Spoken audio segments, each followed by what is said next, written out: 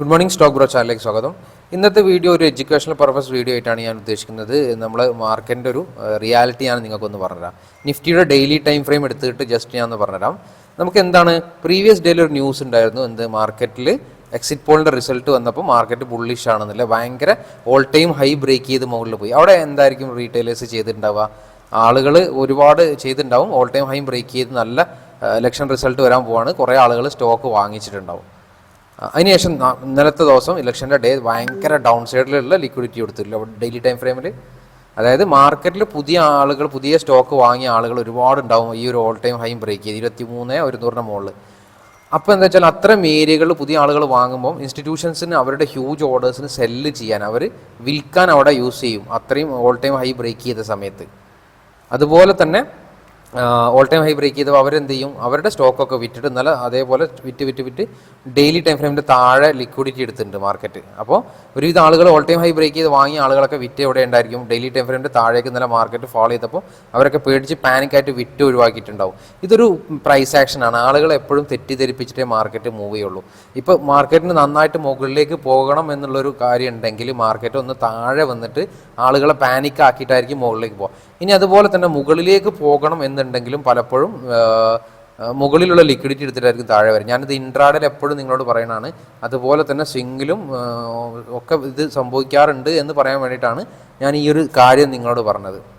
അതായത് ഇൻട്രാഡേയിൽ മാത്രമല്ല, swing trade ചെയ്യുന്നവർക്കും പലപ്പോഴും ഇത്തരം മിസ്റ്റേക്സ്, ട്രേഡിങ് ചെയ്യുന്നവർക്ക് ഇത്തരം ന്യൂസുകൾ അല്ലെങ്കിൽ ഇത്തരം കാര്യങ്ങൾ മാർക്കറ്റ് എപ്പോഴും എന്ത് ചെയ്യും, പ്രൈസ് ആക്ഷൻ മൂലം ആളുകളെ തെറ്റിദ്ധരിപ്പിച്ചിട്ടായിരിക്കും മൂവ് ചെയ്യുക. അപ്പോൾ ട്രേഡ് ചെയ്യുന്ന ആളുകളൊക്കെ ശ്രദ്ധിക്കേണ്ട ഈ ഒരു ഏരിയയാണ്.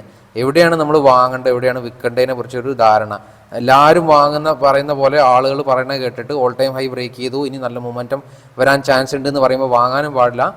ചിലപ്പോൾ മാർക്കറ്റ് നല്ല ഇന്നലെ ഫാൾ ചെയ്തു, ഇനി എല്ലാവരും വിറ്റ് ഒഴിവാക്കിക്കോ എന്ന് പറയുമ്പോൾ വിൽക്കാനും പാടില്ല. മാർക്കറ്റ് എന്താണ്, രണ്ടിനും അഗെയിൻസ്റ്റ് ആണ് പലപ്പോഴും സംഭവിക്കുക. അപ്പോൾ 1 മിനിറ്റിൽ തന്നെ മാർക്കറ്റ് ഇന്നലെ ഡെയിലി ടൈം ഫ്രെയിമിൻ്റെ ലിക്വിഡിറ്റി എടുത്തുകൊണ്ട് തന്നെ താഴെ ഇനി ലിക്വിഡിറ്റി കുറവായിരിക്കും. ഇന്ന് പ്രോബബിലിറ്റി ശരിക്കും മാർക്കറ്റ് എന്താണ്, ഒന്ന് അപ്സൈഡ് പോകാനാണ് ചാൻസ്. പ്രോബബിലിറ്റി നമുക്ക് ഉറപ്പില്ല, പക്ഷേ ഞാൻ പറയാം പ്രോബബിലിറ്റി. പക്ഷേ ഇന്ന് ഏതായാലും ഞാൻ ട്രേഡ് ഒന്നും ചെയ്യുന്നില്ല. ഇലക്ഷൻ്റെ ഡേ ആയിട്ടും ഇന്നൊക്കെ മാർക്കറ്റ് ഹ്യൂജ് മൊമെൻ്റാണ്. നിങ്ങൾ പലരും ചിന്തിക്കും 100, 500, 200 പോയിൻ്റൊക്കെ ഈസി ആയിട്ട് എടുത്തുകൂടെ, എന്തുകൊണ്ട് ട്രേഡ് ചെയ്യില്ല? പക്ഷേ ഞാൻ നോർമലി നമ്മൾ കഴിഞ്ഞ 6 മാസത്തിൽ ഒരു കൊല്ലമായിട്ട് ചെയ്തു വരുന്ന ഒരു പ്രൈസ് ആക്ഷൻ അല്ല അപ്പോൾ ഇന്നലെ ഒന്നൊക്കെ സംഭവിക്കാം. അപ്പോൾ അത്തരം പ്രൈസ് ആക്ഷൻ നമുക്ക് ടാക്കിൾ ചെയ്യാൻ ഭയങ്കര പാടാണ്. അപ്പോൾ അത്തരം ദിവസങ്ങളിൽ ഞാൻ ഒന്ന് വിട്ട് നിന്നിട്ട് ഒന്ന് മാർക്കറ്റ് ഒന്ന് സ്റ്റേബിളായിട്ട് ചെയ്യാനാണ് പ്ലാന്. അപ്പോൾ ഇന്നലെയും ഇന്നും അതുപോലെ തന്നെയാണ് മാർക്കറ്റ്. ഇതാണ് ഇലക്ഷൻ കഴിഞ്ഞ ദിവസമല്ലേ, മൊമെൻ്റ് നമുക്ക് പറയാൻ കഴിയില്ല ഏത് രീതിയിലാണ്. അപ്പോൾ ഒന്ന് മാർക്കറ്റ് സ്റ്റേബിളായിട്ട് നാളെ മുതൽ സ്റ്റാർട്ട് ചെയ്യാനാണ് പ്ലാൻ. ഞാൻ ജസ്റ്റ് ഈ ഒരു ഇൻഫർമേഷൻ നിങ്ങൾക്ക് പാസ് ചെയ്താണ്.